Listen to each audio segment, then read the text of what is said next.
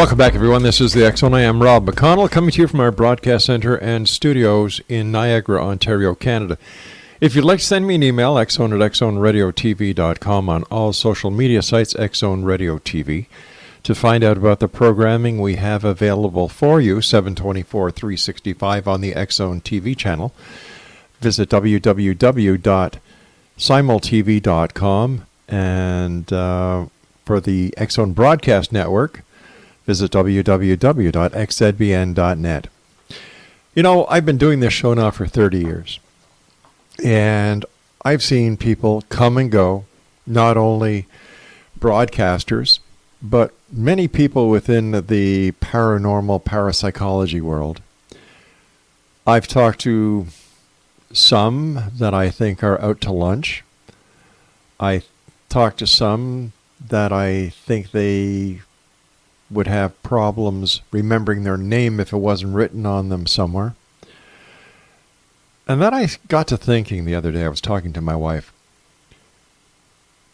there's been a shift within the paranormal community. It's gotten much more sensationalistic. You know, you can see it on the TV, so-called reality shows that are anything but reality, where there's a lot of demonic, there's yelling and cursing at the spirits. There's a lot of disrespect when it comes to some factions of the paranormal investigative world. But then there are people like my guest this hour, Richard Sinnett, who is hardworking, dedicated, professional, methodical, and he is one of the very first true ghost hunters, paranormal investigators, going back over 30 years. Richard, I've had the pleasure of meeting Richard and his wife. I've had the pleasure of talking to Richard many times here on the X-Zone. And as you'll see over the next hour, Richard is down to earth, very respectful, and one heck of a guy, and a person that I'm proud to call my friend. Richard, welcome back to the show. Oh, glad to be here. Richard, you know, I was saying, 30 years I've been doing this show. I've seen people come and go. And you are one of the down-to-earth investigators that many try to mimic.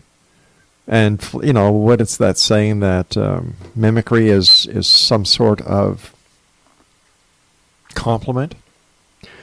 I guess so. Yeah, but how do you see it, Richard? What kind of changes have you seen in the world? I agree with you 100%.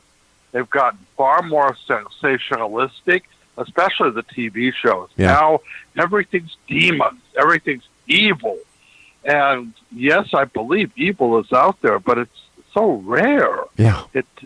I was doing this stuff for 9 years before I came across anything that could be described as evil. So it exists, but it's very rare. Yet you turn on the TV and every ghost show, it's all demons or evils or serial killers or who knows what. Yeah. That's all, I think, a bid for ratings. They want to try to get the most ratings, so they try to scare people. And I have not been in favor of that from the get-go. That's not the way you investigate things. You have to, we're looking at a mystery. And if you want to instill fear, that just kind of ties your hands to trying to find the truth. You know, something that a lot of other people in the media do not hone in on is that an investigator like you is also a historian. Mm-hmm. You go deep to investigate the history where the paranormal activity is happening. And very much. You know, so, but for the listeners who may not have had the pleasure of hearing you before, Richard, can you tell us how you got started in ghost hunting? Well, first, I'm very interested in history. In fact, that's what I have my degree in, is history. And when the historic record kind of ran out because, history ends at some point before the development of writing, I turned to archaeology, which extended the quest beyond the written record. And it was while I was doing an archaeological dig at an old California mission back in the summer of 1978, I actually saw a monk in the courtyard of the old mission. And I walked up to the monk because I thought it was a real father, because it's still a monastery. Mm-hmm. So why wouldn't there be monks in a monastery, right? Yeah, exactly. And when I got about 10 feet away from it, it just vanished abruptly. It was just not there. Yet I had observed it for a long period of time, and I knew I had hallucinated it. I wasn't drinking or smoking or doing anything like that. I didn't really believe in ghosts that much up until that moment. And I learned that some of the brothers had seen such a ghost themselves over the years. So that's what started me out on this quest to find out what I had seen. And you'll find that most of the good ghost hunters out there all started that way. They were going along in one path, Mm-hmm. then they had something happen that was unexpected, unimagined, and then it twisted their whole life around, as it did with me. And I have been on that quest to answer the questions of what ghosts are and why they walk the earth since that moment. Well, based on your experience, what is a ghost? What is your belief of what a ghost is? Well, see, that's a big riddle. We don't know. It is a phenomenon. It is something that is seen, Mm-hmm. smelled, experienced, heard, yet there's nothing there to account for it. It is the greatest mystery we have in our era. What are these bizarre sightings, these bizarre encounters that people have seen for countless centuries? When I first got back from that dig, I immediately started to go through the historic record and found ghosts dominate much of the records we have. We find them in Egypt and Babylon. And you know the weird thing? What's that? The encounters with ghosts, like the Epic of Gilgamesh, which is 5,000 years old, are very similar to the encounters of ghosts we have today. Like that sudden chill, that cold that people tell about just before they see a ghost. Well, that's mentioned in the Epic of Gilgamesh, written in Sumer so many thousands of years ago. So the accounts go back to the very dawn of history, and they continue on ever since, throughout the Middle Ages, and not only in Western civilization, but they're found in the records of India and China, in the records of Native American people. They're found in every culture, every land, everywhere there are people, there are ghosts. So it is a universal phenomenon to all mankind. Are there ghost animals as well, Richard? Yes, very much. In fact, most of them are linked to animals that have a bond with human beings, such as, well, most recently, dogs and cats. The ghost stories about dogs are common. Really? And then they also have stories of horses. Again, another animal that's closely linked to human beings. But I've heard of ghost sheep, ghost cattle, mostly as domestic animals that are encountered as opposed to wild animals. All right, Richard, stand by. You and I have to take our first break. Always great talking to you, my friend, and please give my best to your wife. All right, Richard's website is richardsenate.com, and Richard grew up in Ventura. He holds a bachelor's degree in history from Long Beach State University. He's been a ghost investigator since 1978 and author of 22 books, and you can see his author's page on Amazon.com.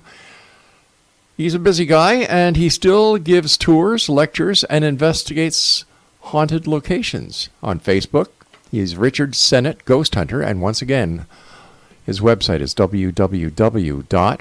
right, you ready?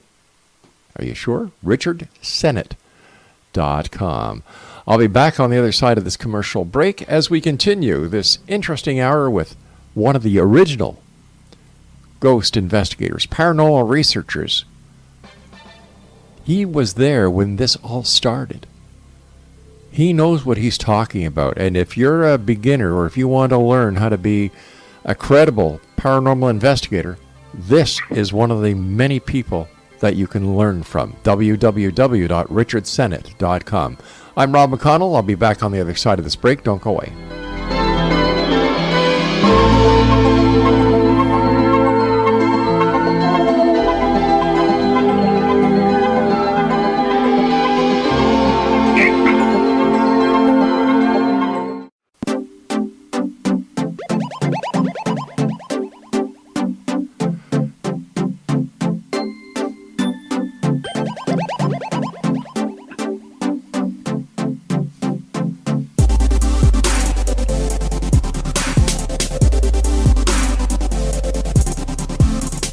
Welcome back, everyone. Richard Sennett is my very special guest this hour. I've had the pleasure of having Richard on the show many times, meeting him in person.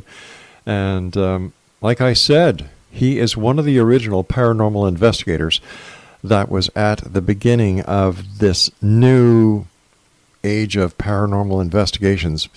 One thing about Richard, he's honest, he's methodical, he's professional, and he treats the investigation, the property, as well as the spirits or ghosts with respect. And I take my hat off to you, Richard. You're a good man. Well, I think we need to do that. I mean, it's wrong to use ghost baiting, to yell at ghosts. Or what I even dislike is so many new ghost hunters go out and vandalize in their hopes to get ghosts to appear for them. They break windows, invade abandoned places, and cause all kinds of problems. I tell my students, never vandalize. Make the place as if you're a ghost. You leave no evidence or trace that you were even there. But unfortunately, many people looking for a cheap thrill will actually go out and cause harm, which affects all ghost hunters. Everyone, goes in such a way that such places that used to be open to us are now closed because of the bad things that some students have done to a haunted location. They just won't let people go there anymore. Or if they do, they want you to pay a huge deposit. You can't come and investigate unless you are willing to fork over a few $100s. So I think that's been a great disservice to the study. It certainly has been. Down here in Niagara, there are, Niagara on the Lake, the little community is known as Canada's most haunted town. And, of course, then you've got all the myths and legends surrounding Niagara Falls itself. And here in the part of Niagara where I am, it's near the old fort in Fort Erie. And I've often heard stories of people seeing horse-drawn carriages with, spectrals. And I can understand, or I can believe that a horse can be a ghost because it was a living animal. I can understand people being ghosts. But how would a carriage, for example, materialize to be seen when it was never living? Well, you bring up a very good point. As a matter of fact, think of also ghost ships that people see at sea. Now, a ship isn't alive, or some sailors may have a different opinion, but the ghost ships are not alive, and people have seen ghost buildings. Really? I have a feeling ghost trains that it has to do with a different sort of phenomenon. There's a link to ghosts, and that are warps in the fabric of time. So when you see a carriage or people in a vision, what you're seeing is simply a glance back to a time 200-300 years ago when such a thing actually was there. All right. A lot of our ghost sightings could very well be holes in the fabric of time as opposed to spirits or anything like that. Taking that example that you just gave, that could also explain Bigfoot sightings as well as UFO sightings.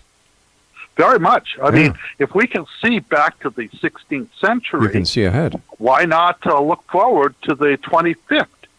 And maybe when you look up and see a UFO, all you're seeing is George Jetson going to work in his flying car. But we don't know what it is. It's just a UFO. It's something strange to us. And Bigfoot, which we do know an animal like Bigfoot called Giganticus, once walked the earth 30,000 years ago. It could be that we're looking through holes in time where that image, when that animal was alive, actually we're seeing it through this hole in the fabric of time. Now, that's one theory to explain ghosts. Now, it doesn't explain all ghosts. Now, so many accounts I've gotten are people recognized as the dead who come back with a message like, I'm okay, everything's fine, stuff like that. Well, there's lots of these accounts. So that doesn't mean that all ghosts are linked to time warps, but they might. Now, there's a new theory I've heard about, which you may have also heard about if you know anything about the paranormal, called the Mandela effect. Yes. Have you heard of it? I sure have. It's a belief that there are different dimensions, and that these dimensions are multiple, thousands, millions maybe. And these dimensions are very close to our own. And in one, Nelson Mandela died in prison, yet in our dimension, he went on to become the successful president of South Africa. Right. So, and there are other variations like that. It could be that ghosts are bleed-throughs from these other parallel dimensions, and that might account for ghost sightings of people who are still alive or people who have seen ghosts of themselves. So you go downstairs and see yourself reading the newspaper. That only means that you're looking at another dimension where you were reading a newspaper. And then, of course, because it's a hole in time or dimensions, it closes up and the image vanishes away.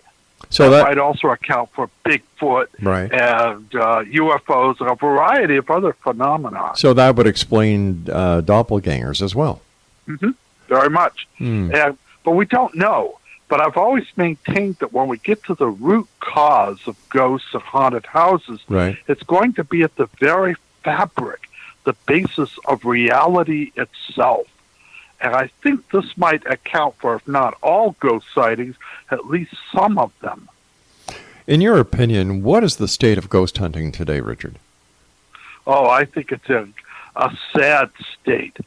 It's both good and bad. Good, the TV shows and such have gotten more and more people to accept ghosts. Right. In fact, long ago when I started doing this, only 10% of the population believed in ghosts, in the United States anyway. And then that number went up slightly. Now it's almost at 40% believe in the possibility of ghosts, which it means it's closer to what it was or is in Great Britain or in Europe. So I think it's helped in that regard. It's more accepted. When I started, got all kinds of letters from so-called Christians denouncing me as an agent of Satan and stuff like that. And I always tell them, I always thought Satan paid better than this. But today, so that's been a positive, the acceptance of it. But there's also been a negative. And the negative is the groups doing the investigation are becoming very territorial, mean-spirited, vicious. They cut down the other people. They don't share their data. Everyone wants to have their own TV show. Everyone wants to make a fortune hunting ghosts and doing the fun stuff. I can tell you this, all the successful ghost hunters I know, most of them have been doing it just part-time. That's right. Have a real job. Exactly. Not trying to make a living out of doing ghosts. I know if I tried to make a living on ghosts, I would quickly starve to death. I write a few books. I make a little money on that, but it's a small amount. I make a few lectures every year, but it's not a great deal. It just kind of pays the bills. But that quest for money, I think, has driven people to start faking things. Yep. And has started to, well, as you know, if you've gone on ghost hunts, a lot of times nothing happens. Exactly. But if you've got a camera there, they want to get some fireworks that they can put on and put it at the spot before the last commercial break. They want to have something happen. So who is to say that someone doesn't toss something or kick a wall or do almost anything? They certainly are not the most credible people in the industry. Let me just put it that way. You're right. Well, I always tell students that ghost shows are a lot like cop shows. Mm-hmm. You know, they're scripted. Yep.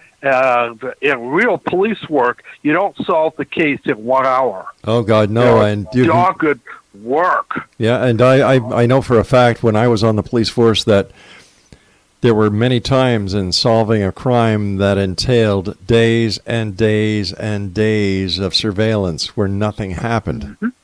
It's just like ghost work. And that's how it is with ghosts, too. Days and days, years sometimes. I've actually investigated places for well over a year. But you can't do a TV show like that. I once told a producer if I made a real ghost show, it would be the most boring thing on earth. Hey, Richard, stand by, my friend. We've got to take our news break at the bottom of the hour. And Richard Sennett and I will return on the other side of this news break, Exonation. For more information about Richard Sennett, visit his website, richardsennett.com. And Richard and I will be back as we talk about ghost hunting this hour here in the X Zone from our broadcast center and studios in Niagara, Ontario, Canada. I'm Rob McConnell. If you'd like to send me an email, xzone@xzoneradiotv.com, on all social media sites, Xzone Radio TV.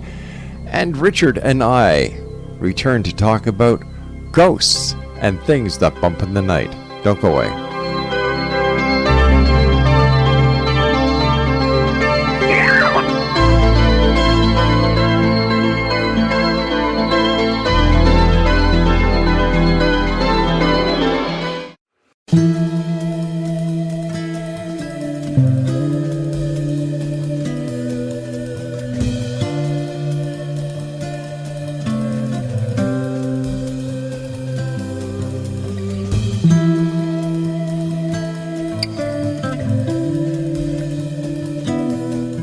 Welcome back, Exonation. I'd also like to invite each and every one of you to check out the programming we have available for you on the X Zone Broadcast Network.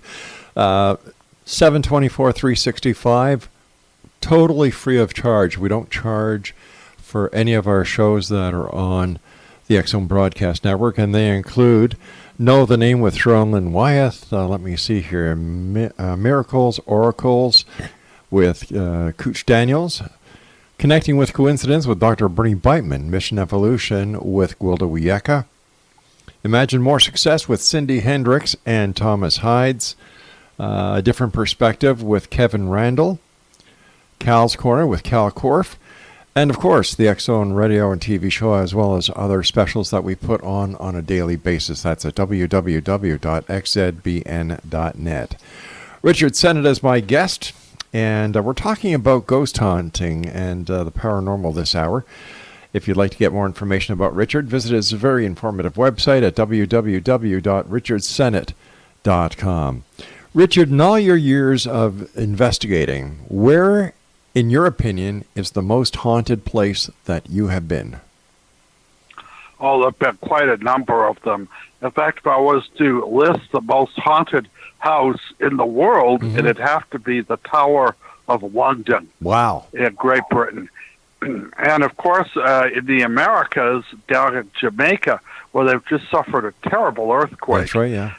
Near Montego Bay is Rose Hall, a huge 18th century mansion haunted by Anne Palmer, the ghost there. I would say that's really the most haunted. But here in the United States, one of the places I'd love to investigate, which I'll never be able to do, is the White House in Washington, D.C. All kinds of stories talk about ghosts in that place. And then, of course, the ghost capital of the United States has got to be New Orleans. There are more ghosts there than there are wrought iron balconies in the French Quarter. Why do you think there are so many ghosts in New Orleans? Oh, that makes a lot of sense. Really? In fact, why are there ghosts anywhere? It's because of different cultures. Okay. Where you have a place where different cultures come in contact with one another, one oppressing the other. Mm-hmm. You know, first Native Americans, and then French, and then Spanish, and then Americans, and African, and all of these groups have left behind what I call psychic scars. And these psychic scars come out as ghosts or as holes in the fabric of time or whatever they are. The Lalaurie house in the French Quarter was where an insane woman got her jollies by torturing black slaves to death. She was mentally ill, mm-hmm. and it was so awful that in the 1830s, the slaves she held in her attic actually set fire to their own cells, believing that even if they burned to death, they would be better off than living or being horribly mutilated by this awful woman.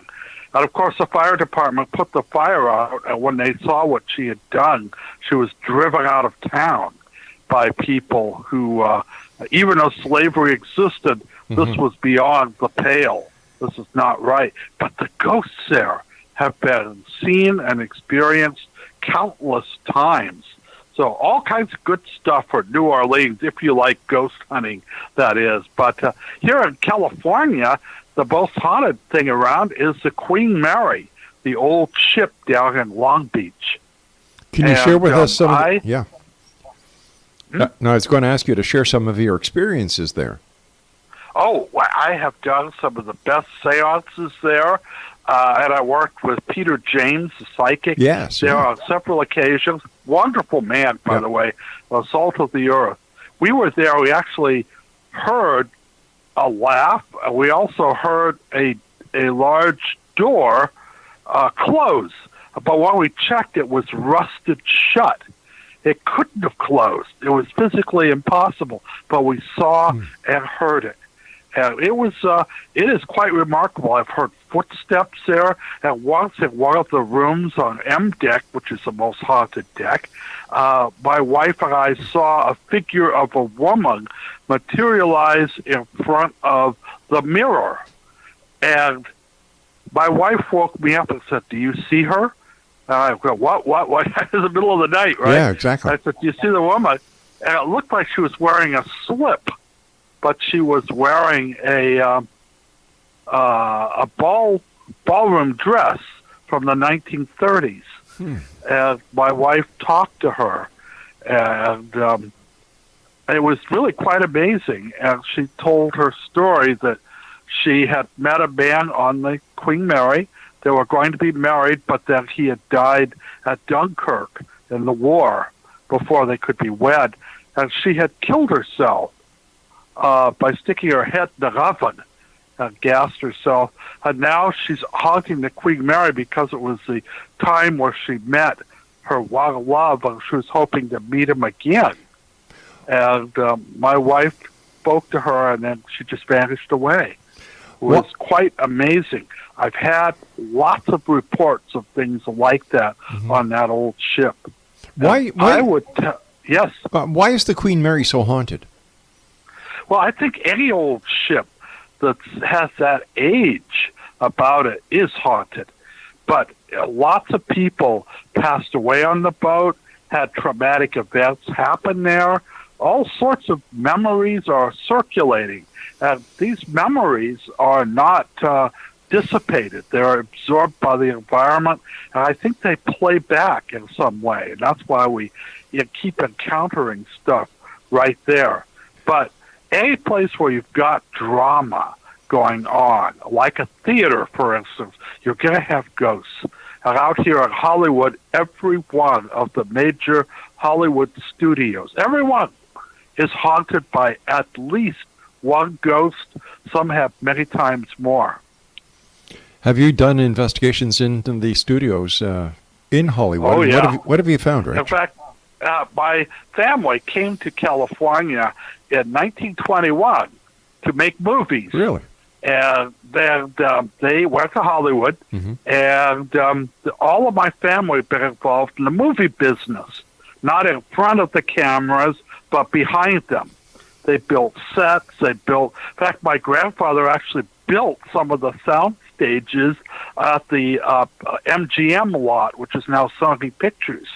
So 5 of my family were involved with the Wizard of Oz movie, including my dad, who was a painter and painted the Munchkin Village. So it's we have stories of Hollywood and the studios were stuff we talked about around the dinner table. And that's where I got my first ghost stories of people encountering, like at the Universal lot, the ghost of Lon Chaney.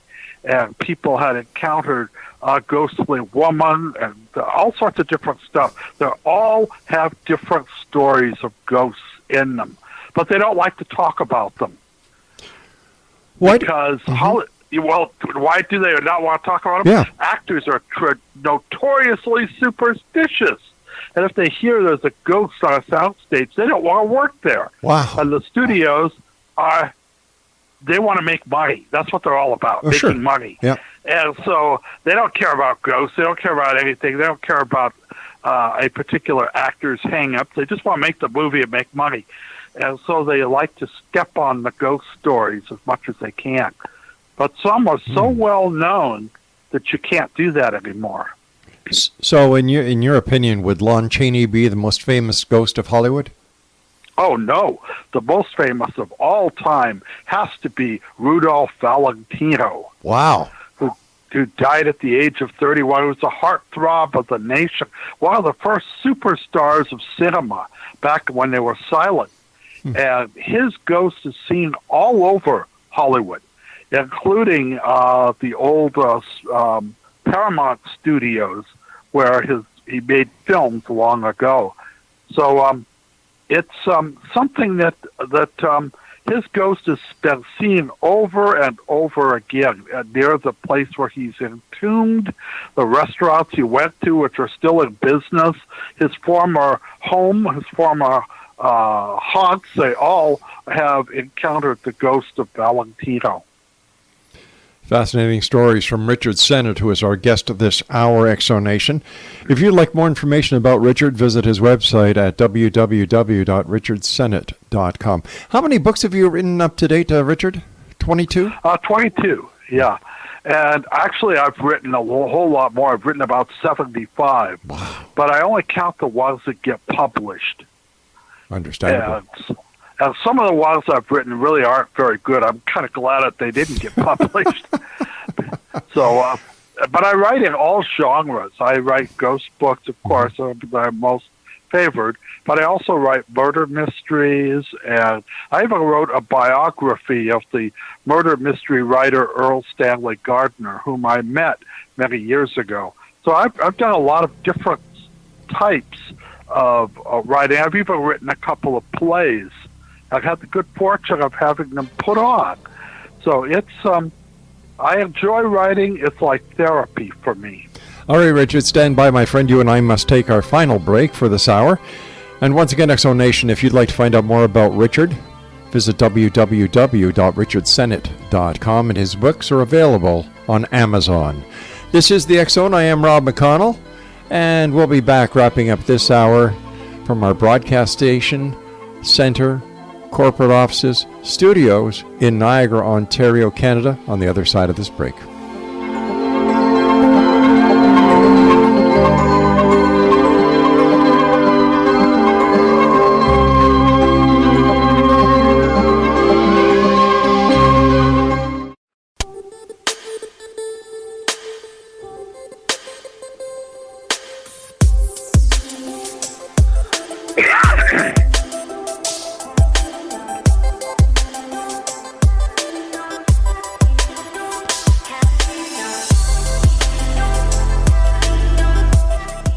Richard Sennett is my guest, www.richardsennett.com. First of all, Rich, thanks so much for coming on the show. Always a great pleasure talking to you.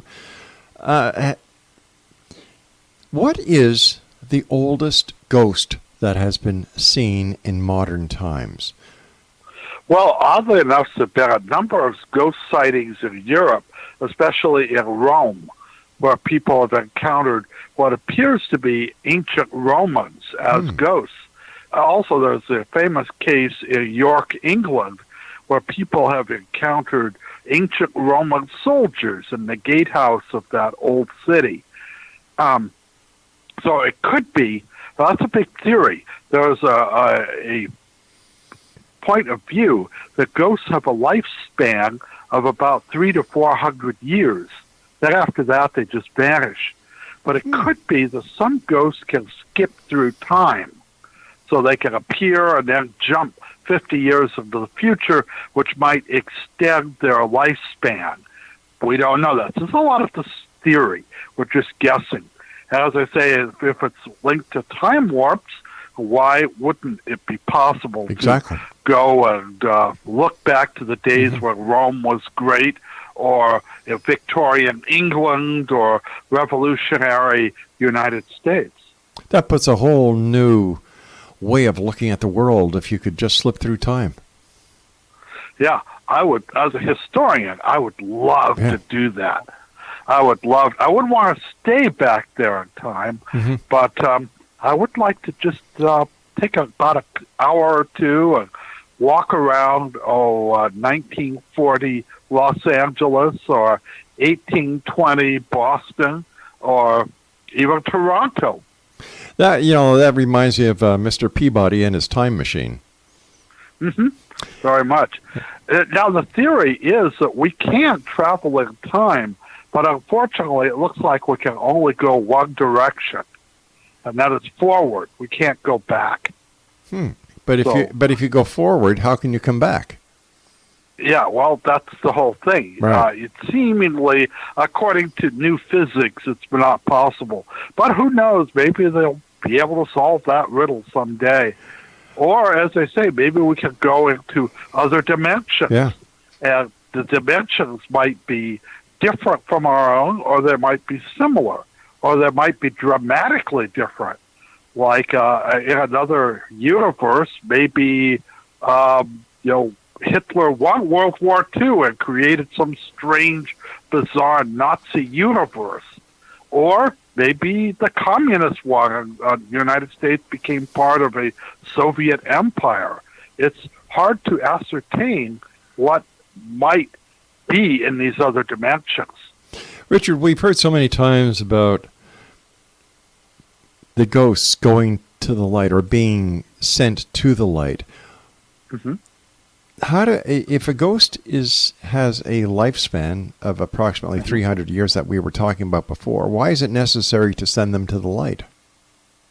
According to the theory, now these are all theories we have, that if you believe ghosts are spirits of the dead who should go off to wherever they're supposed to go, through the tunnel, wherever, that makes sense. Most ghosts do not hang around. That's why there are so few ghosts. Otherwise, we'd be up to our eyeballs in ghosts. Exactly. But we're not. They are earthbound for some reason. They're held on this plane due to unfinished business or whatever link they have. And then when conditions are right, they can ascend to wherever they're supposed to go, or descend, who knows. But that's a theory. We don't have any ironclad proof of any of this. It's just what people have talked about. And it might be true. I'm not saying it isn't. And I've found cases where there are groups who do soul rescue. And they believe this very firmly. And I've gone to the seances where they've talked to the dead and urged them to go toward the light, and the houses are no longer haunted. So it seems to work, not in all cases, but in some. So there might be something to it, but I don't really know if that's the answer. I don't think it's that simple. I think that the spirits of the dead theory just doesn't answer all the many questions we have about ghosts and haunted houses. Where does ghost hunting cross the line when it comes to religious beliefs? That's a good question. I have found in my ghost hunting career that some of the most knowledgeable people in this field are Catholic priests. They are really knowledgeable about such things. And most religions have a place to bless or get rid of ghosts. Many of them have that. But I think that I found this to be the case. You have a family living in a house, and they see a ghost. If the ghost is if the family is Jewish, and you have a Catholic priest come in, it does no good at all. Wow. If you have a Hindu family and they see ghosts, and you have a rabbi come in, it doesn't help. It has to be something that the people experience the ghost believe in. So if you have a Catholic family seeing a ghost, that's when you bring in a Catholic priest. If you have a Native American family, that's where you bring in a shaman to do a ritual. But whatever it is, there seems to be a link between the ghost and the people who live there. Now, one theory is that the ghost draws energy from the living. And if you break that link, the ghost has no energy and just dissipates. And if you get the people to believe that a ritual, a symbol will get rid of the ghost, they'll stop giving it energy and it'll just vanish. That's a theory anyway. Is there any common thread that you've come across as a paranormal investigator that all experiencers share? A common thread? Yes. There's a lot of things we have in common. We don't have a lot of answers, but we do have a number of things we've come up with. For instance, stairways. For some reason, stairways are very haunted. And then another thing, bathrooms. Now, you would think you're a ghost, you'd need the bathroom, but people find ghosts in bathrooms. Now, what is it? Is it because of the water? Is it because of the fact that lots of people spend time in bathrooms? It could be because people like a link. I've also found that the second floor of a house or building is more haunted than the first floor. Why are more ghosts on the second floor than the first floor? No, what I was trying to get at, Richard, is there a common thread between the people who have ghost sightings? Do they share anything in common? Oddly enough, no. No way. In fact, I found intelligent people see them, unintelligent people see them, educated people see them, uneducated people see them, believers see them, skeptics see them. It really cuts across the whole fabric of humanity. So it doesn't really matter. Now, people who are more inclined culturally to experience a ghost, like we have in the southern states, right, or in the Latino community in the United States, where their culture, ghosts are more accepted. They tend to be more open to the idea of ghosts, but they cut across the lines. That's what's so bizarre about them, which makes me think they're real, because if just Irish people saw them like leprechauns, you could discount it or something. But it cuts across to all different sorts of people. So it's not something you can actually say, oh, well, you're uneducated, right, so therefore superstitious, you see ghosts. It's not like that. In fact, some of the most powerful believers were complete skeptics until they had something happen to them. Richard, as time goes by so fast when you're with us, first of all, thank you so much for being with us. Let our listeners know how they can find out more about you. And are you going to be speaking anywhere in the near future? No, I don't have any lectures planned at the moment, but I will be doing classes. I'm doing tours here in the city of Ventura, where I reside, my hometown, and I am doing a new book right now on the ghosts of Ventura. I'm trying a different approach. These are all personalized stories where I have gone to the place and had things that I can't explain happen. So I'm doing that book, and it's taking longer than I imagined it would, but I hope to have it done in a couple of months. But no, I continue to do my work, and I continue to seek out answers to this, the greatest riddle of our age. Well, Richard, when your new book is out, please let us know. We'll get you back on to discuss it. It's always a pleasure talking to you. And thanks very much for joining us tonight, my friend. Had a lot of fun tonight. Have a good one. Thank you very much. You too, Richard. And Exonation, once again, if you'd like more information about my guest this hour, the one and only Richard Sennett, visit www.richardsennett.com. And for all of Richard's books, they're available on Amazon.com. I'll be back on the other side of this commercial break with the news as we continue here in the X Zone from our broadcast center and studios in Niagara, Ontario, Canada. We're going to be speaking to Beatrice Marrow, the other side of the news.